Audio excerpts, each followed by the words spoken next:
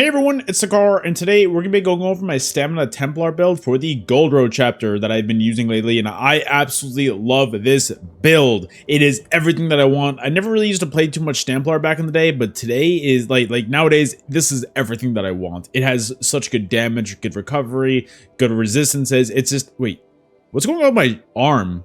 Wait, do you guys see where my arm's connected to my torso? Oh my goodness! Look at like right where my arm's connected to my chest. Like, what is going on my character?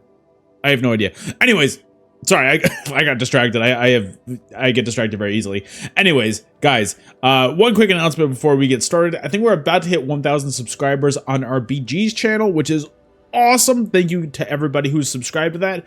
Also, if you guys like variety content, I've been branching out and I have another YouTube. I have 3 YouTubes in total. I have another YouTube where I've been doing nothing but variety content. So we've been doing like BioShock and a few other one-off games. It's been a lot of fun. The link to that will be in the description. If you guys wanted to go and check it out, I'd appreciate it. You know, it's just something different to check out. If you want to see me do other stuff besides ESO, you know, that's always an option. And I'd appreciate you guys going over and checking it out. But without further ado, guys, let's get on with the build. So, I like to be an Imperial on our StamPlar. Imperial is just really good for your overall reduced costs and everything, because at the end of the day, you're using a lot of magic abilities, you're using a lot of stamina abilities on StamPlar. It's very hybridized. So, this is a great way to make sure you have reduced cost on everything, and your abilities don't really cost too much, and it's kind of, it's a lot better for your sustain overall. If you don't have Imperial, I think Dark Elf would probably be the next best option. I think Orc would be good too, but I think Dark Elf would probably be really good for what StamPlar stands for. Also, for our attributes, we're going to have 4 points into magic, 27 points into health, and 33 points into stamina. That's going to give us a max magic pool of 17k, a max health pool of 33.4k, and a max stam pool of 23.7k. We're also using Vampire Stage 3 because Vampire Stage 3 is always the best to go. It's just very free and very easy. It's just going to help you so much with your tankiness with that Undeath passive. Also, Atronach is going to be our Munda Stone. That's going to increase our magic recovery. We don't really have any source of magic recovery on this build except for Atronach, and it's really helpful for that sustain in those long extended fights. I definitely recommend using this. So for our monster set, we're going to be using Balorg. We're going to be using a heavy reinforced monster set for that Balorg. I love it for our headpiece. Balorg, basically, I use this on a lot of builds, so I feel like you guys know what it is by now, but I'm going to still go over it regardless. So Balorg is going to give you a line of weapon and spell damage, and then when you use an ultimate ability, you're going to gain weapon and spell damage equal to the total amount of ultimate consumed. And also, your physical and spell penetration will be equal to 23 times the amount of total ultimate consumed as well. So basically, if you use 200 ultimate, you're going to get 200 extra weapon and spell damage, and then 200 extra physical and spell pen for the next 12 seconds as well.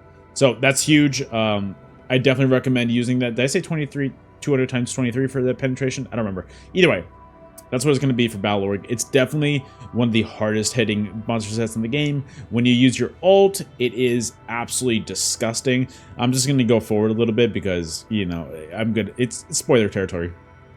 I've been using Swarming Scion a lot for my back bar ultimate, and I kind of use that a lot more than I use Dawnbreaker. And guys, when you have that first 12 seconds of Balorg up in Swarming Scion, what just happened? Alright, my entire game crashed. Let me get this settled, and then I'll be right back. Alright, so my entire game crashed. We're back though, sorry. I have no idea what happened. Anyway, so as I was saying, Balorg, when you have that first 12 seconds of Swarming Scion, you are literally shredding through people's health bars. It is disgusting, and not many people can withstand that. It is such insane, overwhelming damage to stack on top of your other damage. It is amazing. I love it. Anyways, moving on, we're also going to be using heavy Impen Balorg shoulders.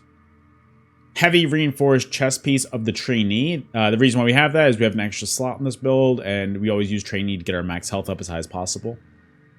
Then for our front bar, we're going to be using Essence Thief on our hands. So the hands are going to be medium impen. Essence Thief is going to give you 2 lines of max stam. And also, it's going to increase your weapon and spell damage. And then also dealing damage with a light or heavy attack. You can draw an essence from the enemy that pools near them for 5 seconds. Drawing from the pool is going to heal you for 5,300 health and restore 4,300 stamina. And also increases your damage done by 10% for 10 seconds. And a pool can only be created once every 10 seconds. So that's really good for your overall sustain, for your health and your stam. That's absolutely massive. You can see that we don't have anything else built into stam sustain besides really Essence Thief, because you don't really need anything else. It's so unbelievably good.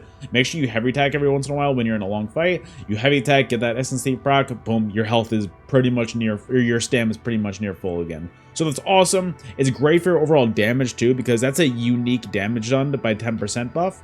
So that's not like it's major berserk or anything. That's a unique buff. So that is amazing for your damage, and you can stack that properly with your other buffs. Also, we're using Rallying Cry Sash. We're using a Light Divine's waist piece.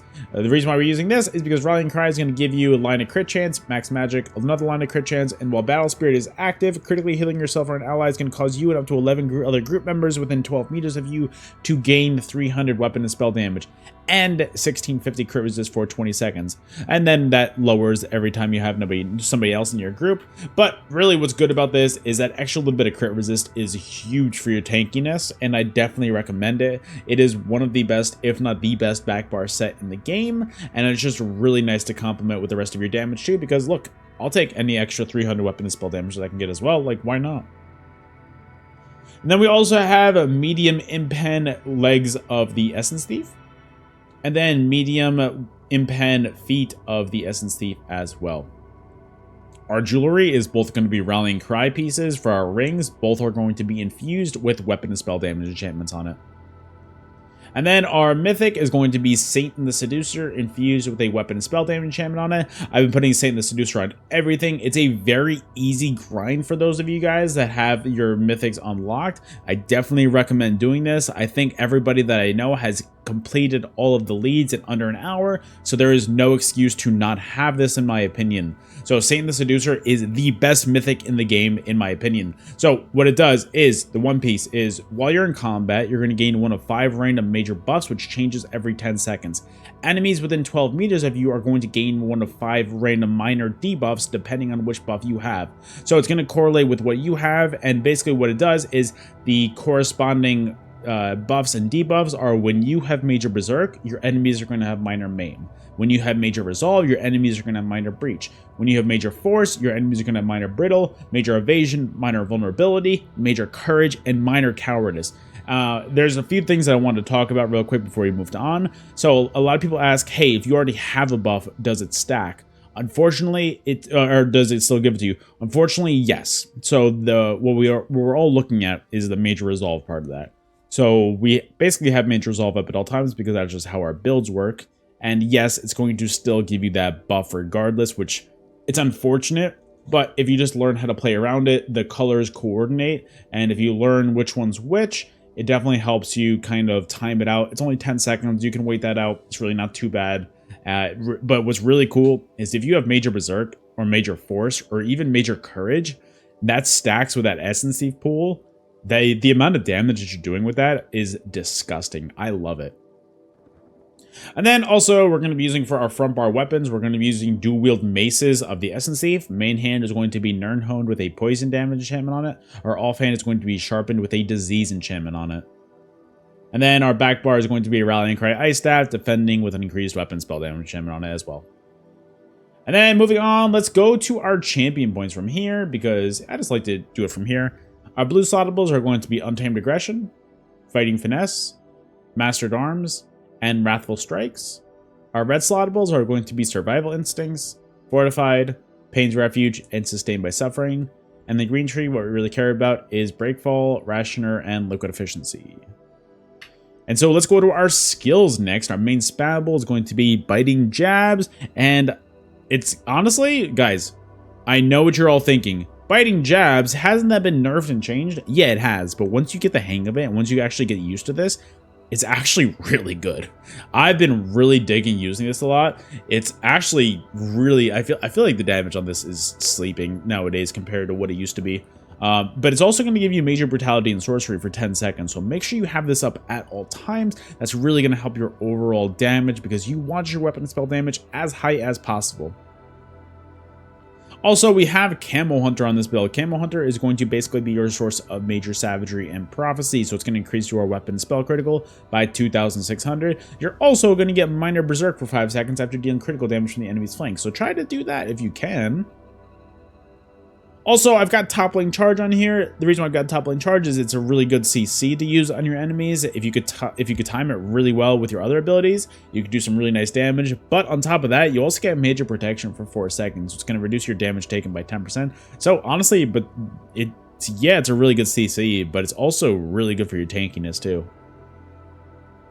And then I've got Power of the Light on here. I like being able to combo the rest of my damage with Power of the Light. It doesn't do the insane most amount of damage that it used to, but it's still a nice little bit of extra pressure to apply when you have your burst lined up. I definitely recommend trying this out. It is a great source of extra damage. Basically what it does is you apply this on them and it stays on them for 6 seconds, and all the damage that you do is going to during that time is going to be basically reflected back onto them again, and it's just going to be an extra little bit of burst damage at the end. So if you could time that little burst damage at the end with like a toppling into like radiant oppression, that damage is nuts. I love it. And then also we've got Radiant Oppression. So this is going to be your execute on this build. So when your enemies are at low health, basically anything below 50, I usually do it around 40-30%. Your damage will be huge on this thing. And what's really cool about this is it goes through roll dodge. So people try to roll dodge as like trying to get out of an execute, and it doesn't work because you still get them anyway. It's awesome. And then I've got Dawnbreaker on here. I was between Dawnbreaker or Crescent, and honestly, I kind of had the feeling that I was using the Vamp Bolt on the back bar more than I was using Dawnbreaker. So it kind of was, in my head, felt like, hey, get the extra weapon and spell damage from the passives of Fighters Guild rather than anything that you would get with having Radial Sweep on here. I like Dawnbreaker too. It's really good for your overall burst damage when you do line it up properly. I just really like my back bar ultimate better. And so finally, we've got Restoring Focus on here as well. This is going to be your source of major resolve, so it's going to increase your physical and spell resistance by 6k. Also, you're going to be recovering 242 stamina every 1 second over the duration, so it's really good for your overall stamp sustain as well. Also, while the rune is active, it's going to heal you for 1000 health every 1 second, scaling off of your max health, and also standing within the rune is going to increase that by 200%, so that's really good extra healing. Try to stay in there when you need some really good healing, but if you can't, that's fine too. The extra little bit of heal over time is still necessary. Also, we've got Race Against Time on here. This is going to be your source of Major Expedition and Minor Force, so it's going to increase your movement speed by 30%, and it's going to increase your critical damage done by 10%. So try to make sure that this is active when you have your Major Force proc up on Saint the Seducer, because if you could stack those, that extra damage is insane. I love it. Also, activating this ability is going to remove all snares and immobilizations to you and grant you immunity to them for 4 seconds. So when you're in that sticky situation, you're stuck in place, hit this, boom, run for the hills. You're amazing. And then also we've got Resolving Vigor. This is a nice 5-second heal over time that's going to help you get right back up to full health. Between Resolving Vigor and your Restoring Focus heals, that's a really good heals over time. And on top of that, it's going to give you Minor Resolve, so it's going to increase your physical and spell resistance by 3k for 20 seconds. And then we've got Healing Soul, which is a scribing skill. It's a really easy one to get as well, and it's a really strong one as well. So what we do on this one is it's going to give us a nice burst heal for 12k health, and then also it's going to restore 1000 magic and stam to us. And on top of that, it's going to grant major vitality for 10 seconds, increasing my healing received and damage shield strength by 12%, which is disgusting. Like, that extra little bit of major vitality on this makes it so that all of our other heals absolutely just heal so much. It's amazing, and I've replaced Honor the Dead with this. This heal is disgustingly good. And then I've got Extended Ritual. I wanted to cleanse on this build. So basically what you do is you put a little aura around you and it cleanses negative effects off of you. And on top of that, it's going to give you a little bit of a heal over time as well. So between the extended ritual heal over time, between the resolving vigor heal over time, between the restoring focus heal over time, you're going to be very tanky with all those, and it's definitely worth it. And then we've got Swarming Scion on our back bar as our ultimate. So as I've been hyping up this entire build video, this ultimate has been slapping. The only downside to this, which I will be completely honest with you guys, it's not that fun, but it is what it is. While you're in that form, you cannot gain ultimate, which is perfectly fine. I get it at the end of the day. I think it's balanced at the end of the day that it doesn't allow you to do that, but it's still kind of annoying in those extended fights. But that being said, when you're in Swarming Scion, you are shredding people's health bar. So your max health, your max magic, and your max stam are going to be increased by 10,000. So that alone increases your health and your damage significantly. I don't know if you guys know this, but for every 1,000 magic, for every 1,000 of your max resource that you have, it's going to increase your weapon and spell damage by 100 as well. But that's not really anywhere in the game. It's kind of just like latent in your abilities. So that's just absolutely massive. So that extra little bit of max resources is huge for your damage. And then on top of that, you're also going to be gaining 2,700 magic damage every 1 second in that little AoE around you. So between that AoE and between you just spamming like jabs on somebody, that damage is so overwhelming that a lot of people, like I said, can't handle it. It's really, really good. And you'll see in the footage that I had for this build after I'm done talking that I go into this ability a lot. I love it. But anyways, that's really the entire build. I hope that you guys enjoyed. If you did, please don't forget to like the video, comment, all that stuff. It does help me out a lot, all this stuff. I know it's very, very, very cliche. Also, subscribing to the channel, that helps me out too. So guys, thank you so much for watching. I hope you guys enjoyed the video, and I'll see you guys on the next one. Later.